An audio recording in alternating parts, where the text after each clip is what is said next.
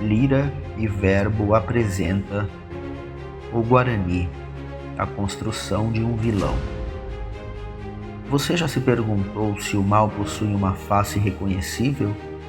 Ou será que ele é capaz de vestir a mais santa das vestes para caminhar entre nós sem ser notado? Até onde vai a cegueira de quem confia? E o que acontece quando a mão estendida para a bênção é a mesma que oculta o punhal da traição? Sejam bem-vindos ao Lira e Verbo. Hoje vamos mergulhar nas sombras de um dos maiores pilares da nossa literatura, o Guarani, de José de Alencar. Mas para entender a escuridão que vamos dissecar, precisamos primeiro compreender a luz que ela tenta apagar. Publicado em 1857, o Guarani é a obra-prima do indianismo romântico. José de Alencar tinha uma missão: criar um mito de fundação para o Brasil. Para isso, ele idealizou duas figuras centrais que representam o encontro de dois mundos. De um lado, temos Ceci, a virgem loira que encarna a pureza europeia e a doçura da civilização.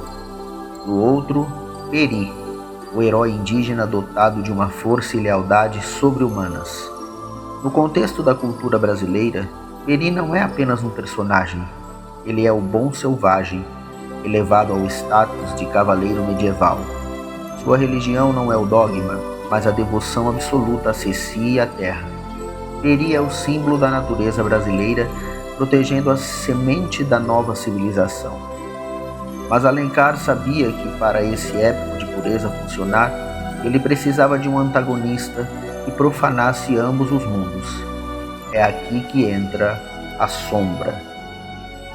Um ano antes do início da trama, somos apresentados ao Frei Ângelo de Luca, que servia em um vasto pouso às raras expedições entre o Rio de Janeiro e o Espírito Santo, onde habitavam alguns colonos e índios catequizados.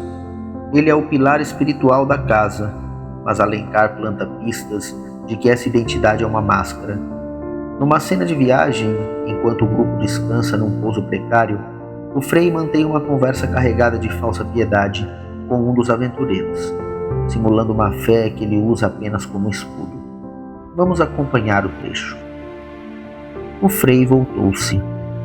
Aqueles que seguem a lei de Deus estão bem em toda parte, irmãos em andurriais como neste pouso. Os maus é que devem temer o fogo do céu, e a esses não há abrigo que os salve. Fernão Aires sorriu ironicamente. Credes isso, Frei Ângelo? Creio em Deus, irmão. Nessa troca, o Frei fala do fogo do céu como uma ameaça aos outros. É a hipocrisia pura. Ele usa o discurso sagrado para ocultar uma natureza que o vício já começou a corromper na sombra. A máscara começa a rachar quando a ambição entra em jogo. Numa cena crucial, um homem moribundo busca o auxílio espiritual do Frei. Mas em vez de oferecer conforto à alma que parte, o religioso foca-se num documento que revela segredos sobre um tesouro. A negligência com o sagrado em favor da cobiça é absoluta. Observemos o trecho. Enquanto o Frei se esforçava para ler, o moribundo agonizava na última aflição, esperando talvez a absolvição final e a extrema-unção do penitente. Mas o religioso não via nesse momento senão o papel que tinha nas mãos. Deixou-se cair em um banco e, com a cabeça pendida sobre o braço, entregou-se à funda meditação. Para ele, o segredo da riqueza vale mais do que a paz de um homem em agonia. A farsa termina no sangue. Para garantir que seus planos não fossem descobertos, o religioso comete um crime e enterra seu passado. Alencar descreve essa metamorfose de forma magistral, quando a figura sagrada dá lugar ao aventureiro implacável. Frei Antônio de Luca, por ambição, resolve matar um indígena e se transformar em um dos maiores vilões da literatura brasileira, Loredano. Observemos agora o trecho. No dia seguinte, por volta de 2 horas da tarde, via-se sair deste lugar um só homem que não era nem frade nem selvagem.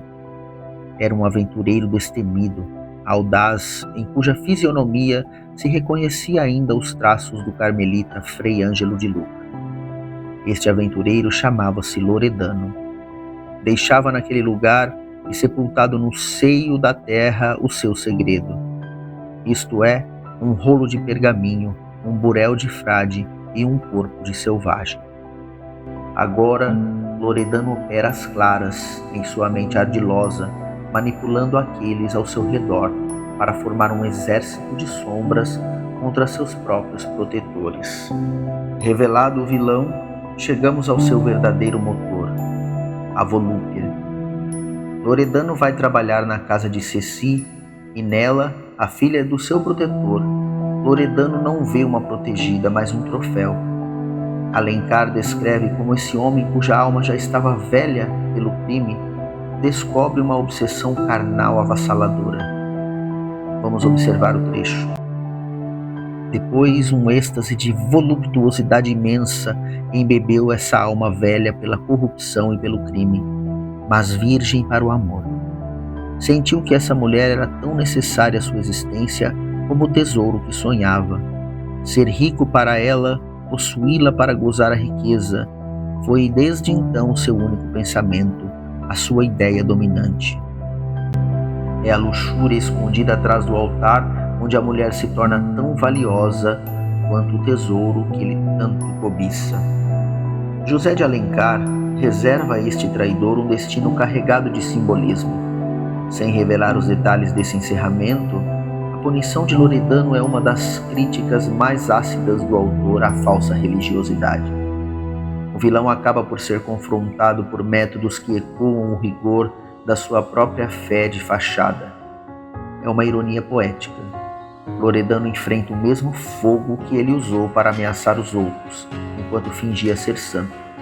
Alencar mostra-nos que o homem que se faz demônio sob o hábito encontra o seu julgamento na própria estrutura que ele profanou. No fim, o Guarani apresenta-nos um espelho de contrastes. De um lado, a religião de aparência e o desejo egoísta de Loredano. Do outro, a verdadeira fé e o sacrifício de Peri por Ceci. A queda do vilão deixa uma lição. O hábito para esconder o vício, mas não o protege do veredito da alma. O que é mais assustador? O mal que vem do meio externo ou o mal que nasce dentro da alma? Deixe a sua opinião nos comentários. Se gosta desta análise profunda da nossa literatura, inscreva-se no Lira e Verbo. Até o próximo vídeo.